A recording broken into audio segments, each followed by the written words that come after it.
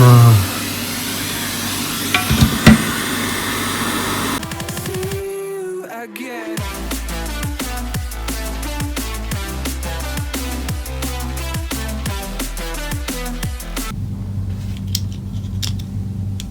magandang araw mga kabayan. Ngayon, meron na naman tayong panibagong topic.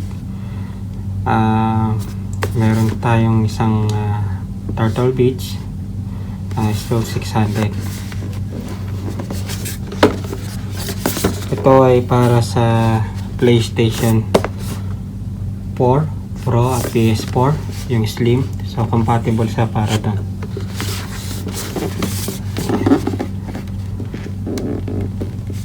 Ang problema, dinala sa atin ng client, naputol yung USB port connector niya. Susubukan nating gawa ng remedyo. Palagay ko ito lang ang problema. Sana ito lang. Kung makikita nyo, sira na yung port niya. Tinanggal ko na siya kasi baka maapektuhan pa yung printed board tool sa motherboard. Inagapan ko na. Sabi ko sa may-ari, wala akong makuhang parehas na pyesa nito. Sabi ko kung meron pa siyang extra, dalhin sa atin. Subukan nating kuha na ng pyesa. Kahit tayo nga, dinalan tayo ng ibang model. Pero parehas lang siya na Turtle Beach. Yan. Magkaiba lang siya ng model. Ito medyo shiny. Ibang model to. Subukan natin kunin yung pyesa nito. Yung USB connector niya. Itong port. Itong connectors. Okay. Umpisahan na natin.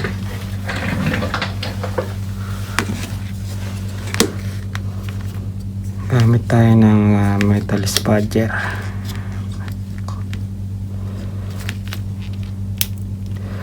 Okay lang daw sa kanya na hindi na gumana to kasi matagal nang sira yung isa niya.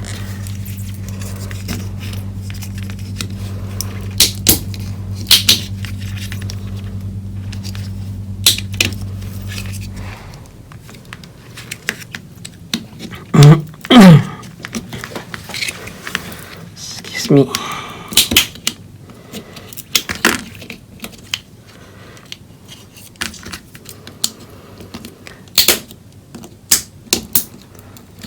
Nakaglue lang siya, wala siyang screw. So ang ginawa ko, nilagyan ko lang ng spudger at pinaghihiwalay ko siya.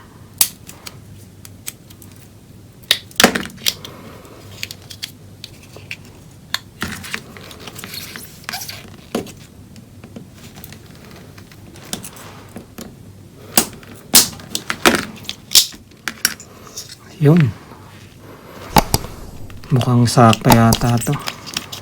Parehas ng model siya ng USB connector. So tingnan natin kung tutugma ba siya. Mukhang parehas naman.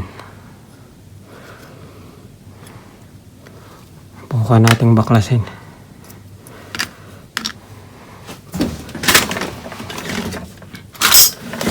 Gawa natin ang palatandaan.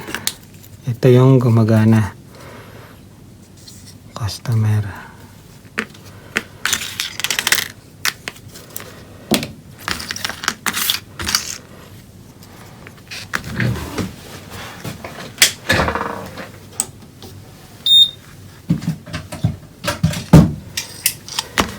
Kailangan natin yan.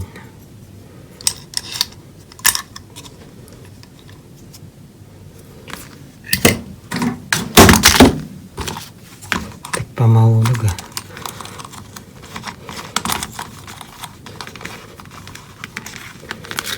Ihihiwalay natin itong port niya.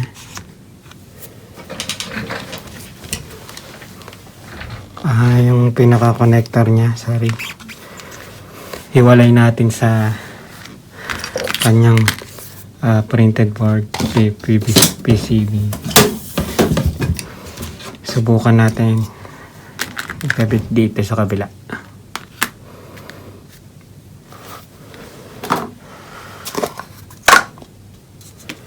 Lagyan natin ng konting flux.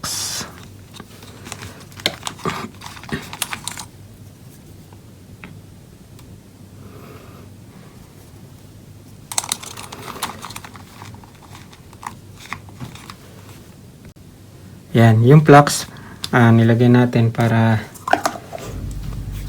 mabilis malusaw yung soldering lead. Kailangan natin ng hot air.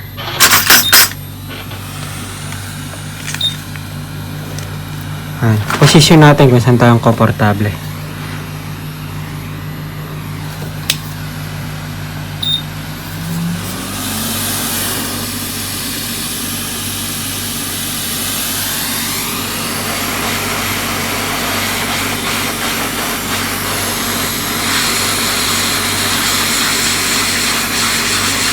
Hayaan na lang natin mahulog ng kusa.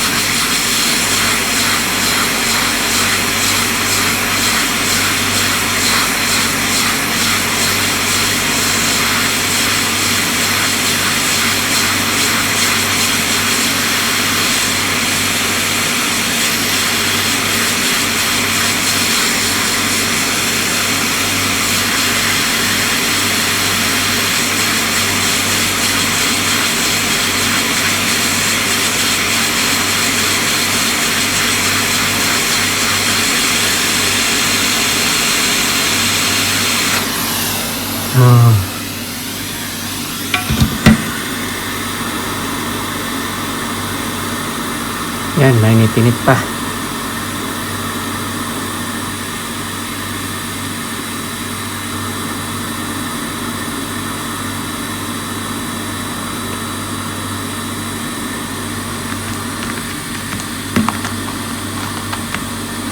Ngayon, kunin natin yung isa. Ilalagay na natin dito.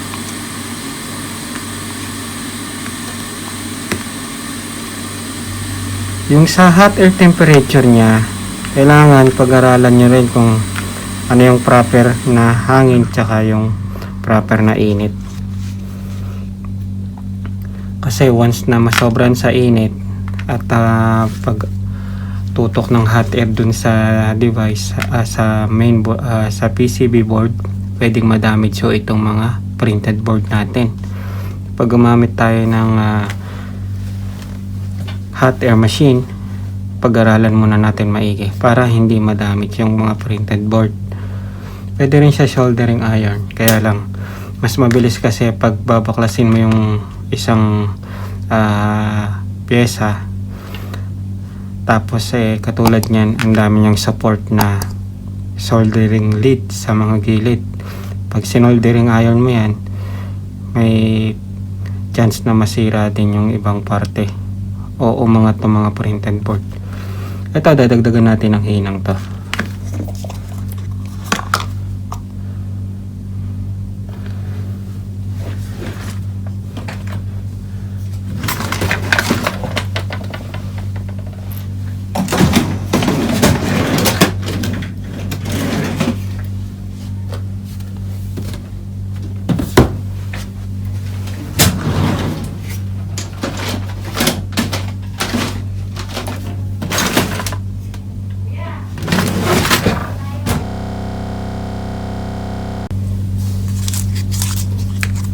Dagdagan natin yung soldering lead niya dito. Lapit natin.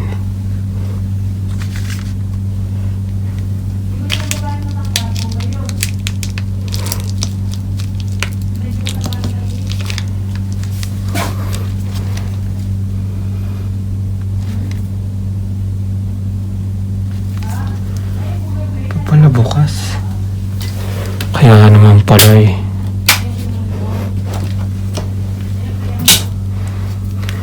Hindi pa bukas ang ating soldering iron.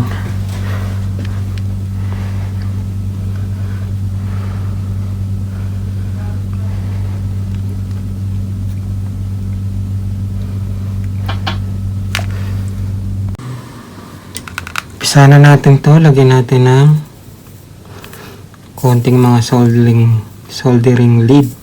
Ababal ko lang. Yan. Para kumapit agad yung ating ikakabit na tinanggal na pyesa.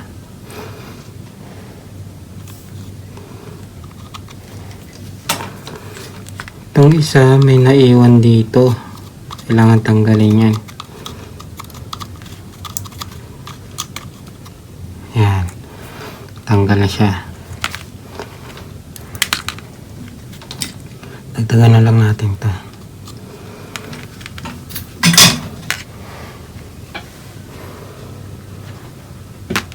Ngayon, pwede na natin uling gamitan ng hot air.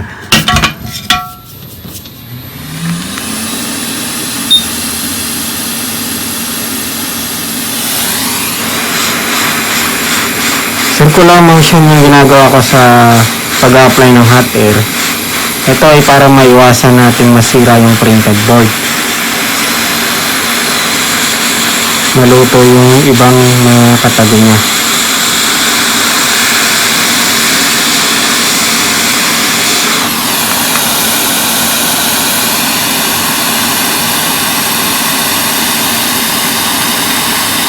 Natin ang support.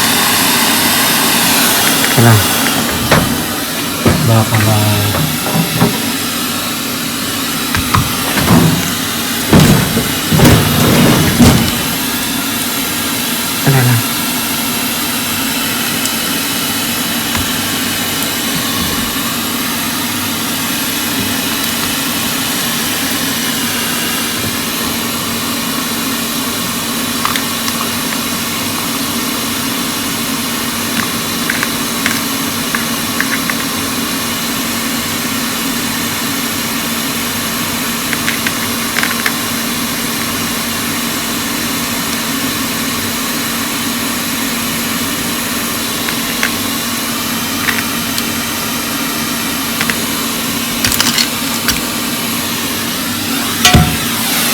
Maganda, tanggalin muna natin itong nakaharang.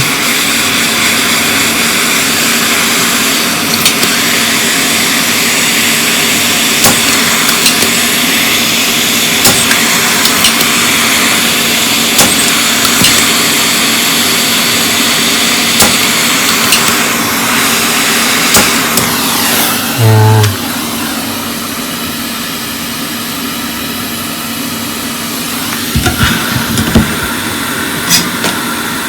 Tanggalin muna natin ito.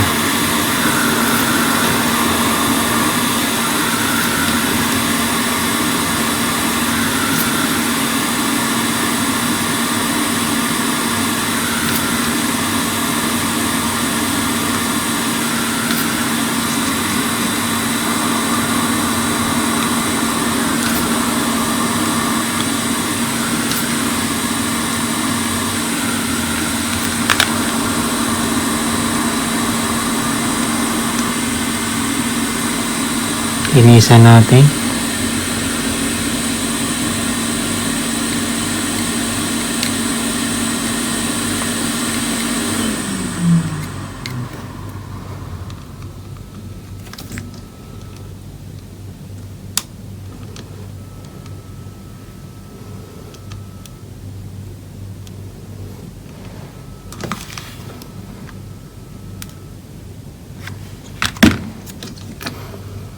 Sa ilalim medyo makapal yung soldering.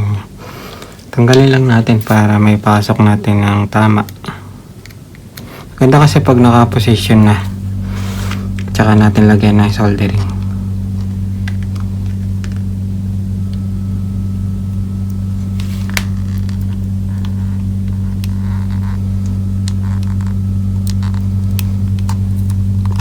Compatible ba? Compatible naman.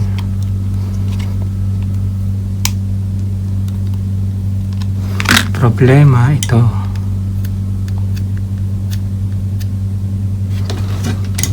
Makapal yung kanyang paa. Linisin muna natin.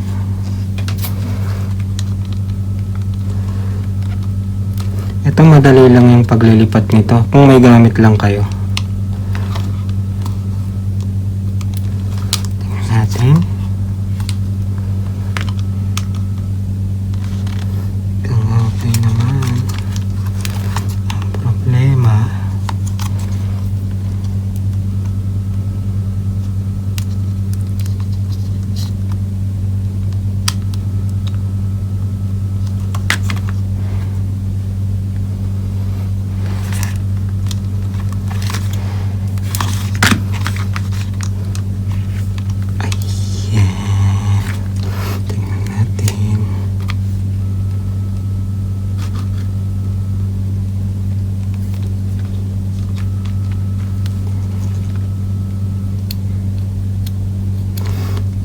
ang kulit nitong soldering lip na to. Ayaw magpalinis.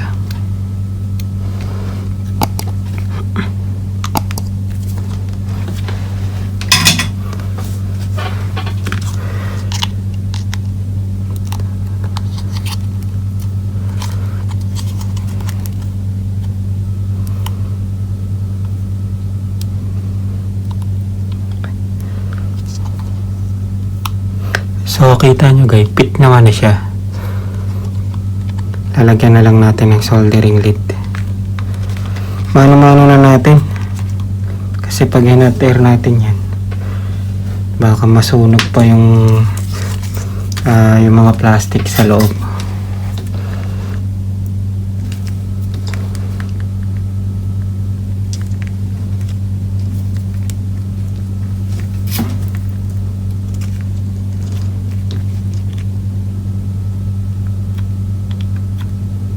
Lagyan muna natin ng support.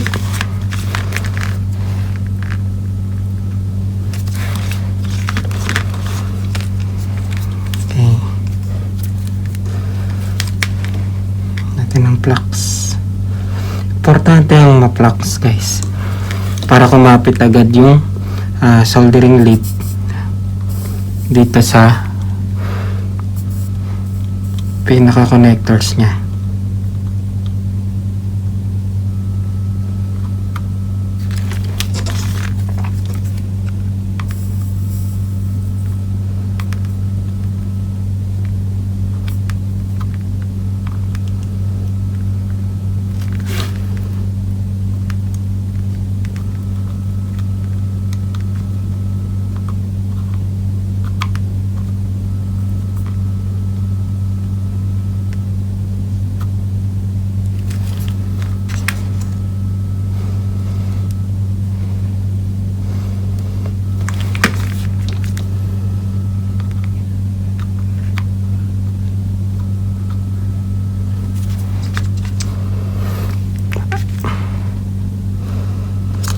Mas makapal, mas matibay.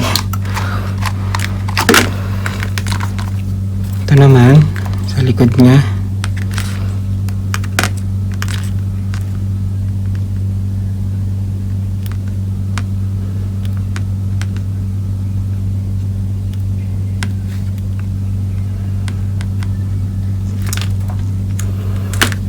Okay, tapos na. Sana lang success, wala siyang piyesang natamaan. Linisin na lang natin.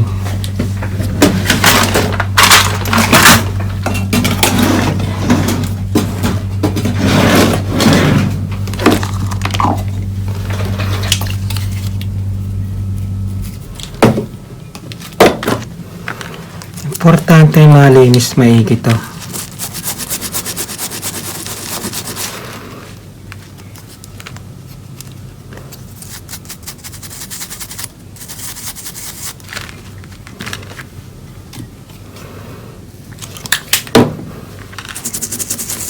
Bakit kailangan natin tanggalin yung mga excess na flux? Para po yan, maiwasan natin mag-corrode Kasi pag nagkaroon ng corrosion, pwedeng magpula ng maputol yung mga linya mula sa ating PCB tuloy. Yung mga linya na maliliit na yan. Yan.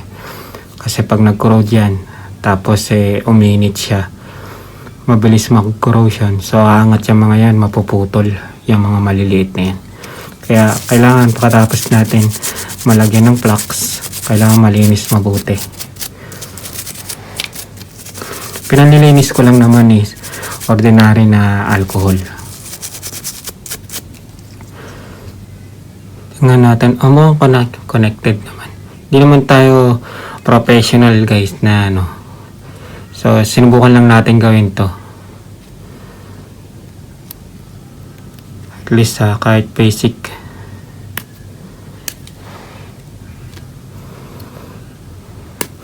Problema yata yung button nyo. Dapat nakiklik yan eh. Hindi rin nakiklik. Nadiin na niya na sobra to. Yan o. Mukhang palitan din ah. Meron kaya rito ito. Oh. Okay. Hindi naman talaga siya nakiklik. Ay, nakiklik pala. Ayan, nakiklik siya. Pang-reset yan. Ito, wala na. Nasira na siguro yung spring yan.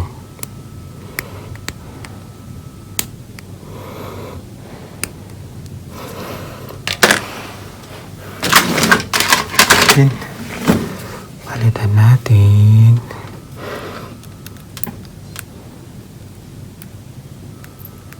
Yun, inangat ko lang. Gumana na. Nasobrahan lang to sa pagtusok niya. Okay na ulit. Subukan na natin. Malinis na siya.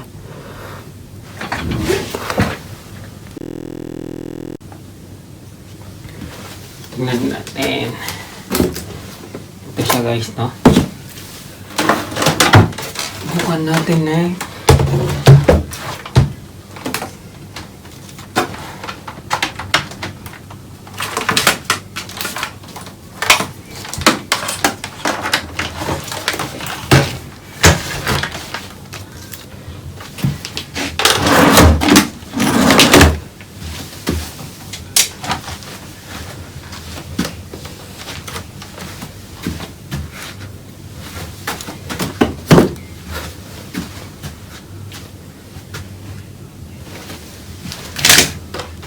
Compatible lang siya sa PlayStation. Kailangan natin ng PlayStation 4.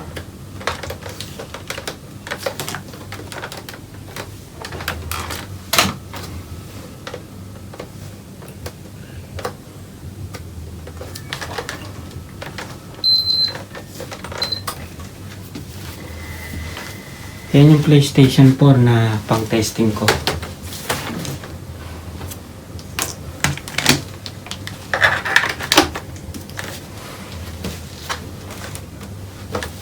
Kita ba? Kita naman yan.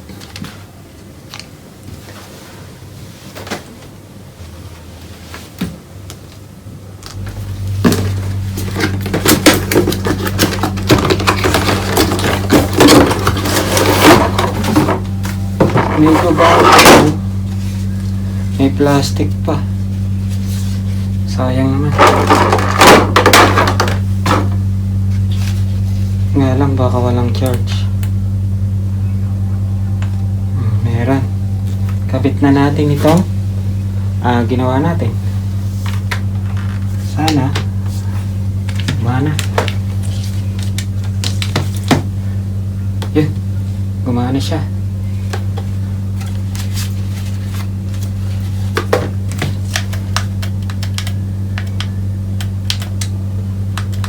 Tayo sa device, audio device.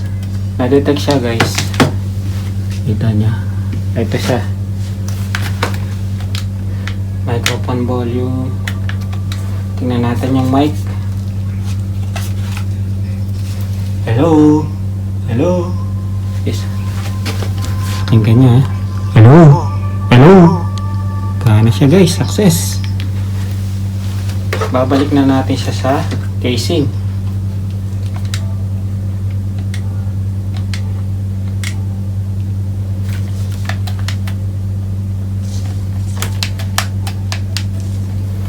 Gumana ang ating ginawa. Buti na lang, ang problema niya lang yung connector. Ito siya. So matutuwa na yung may-ari nito. Napagana natin ng maayos. Again, ito siya ulit. Yan. Pwede na natin tawagan yung may-ari at ibalita sa kanya na nag-success ang trabaho natin. Nalipat natin yung mayayos.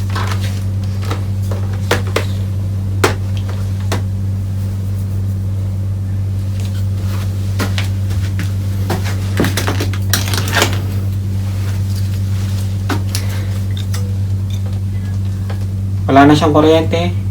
Hintayin ko na lang mawala yung ilaw. Then, bunutin natin. Yun. Ito na siya. Gagawin natin, kakabit na lang natin dito. Sana magkasya pa.